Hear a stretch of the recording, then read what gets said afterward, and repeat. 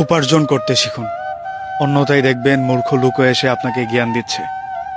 টাকাই একমাত্র পুরুষ মানুষের পারফিউম, যা পৃথিবীর সব কিছুকেই আকৃষ্ট করে।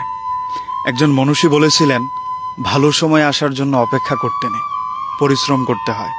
তুমি যত দ্রুত পরিশ্রমী হয়ে উঠবে, তোমার ভালো দিনের সম্ভাবনা ততই ঘনিয়ে আসবে।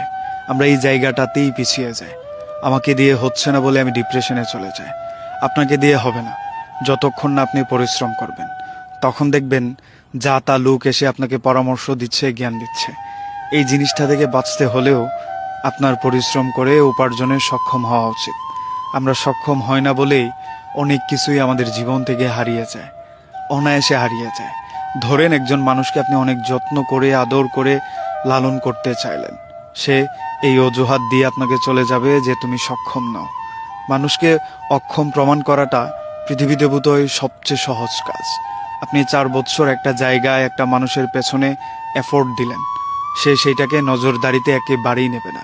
সে নজরদারিতে নেবে আপনার কাছে কত টাকা আছে, আপনার ভ্যালু কি, আপনি তার জন্য কি ভ্যালুটা অ্যাড করতে পারবেন। দিন শেষে পরিবার হোক, প্রিয় মানুষ হোক, কিংবা খুব কাছের বন্ধু বান্ধব, তাদের জীবনে আপনি কন্ট্রিবিউশন না দিতে পারলে তারা আপনাকে ততটা পাত্তা দেবে না, তারা আপনাকে ততটা ভারীভাবে নেবে না।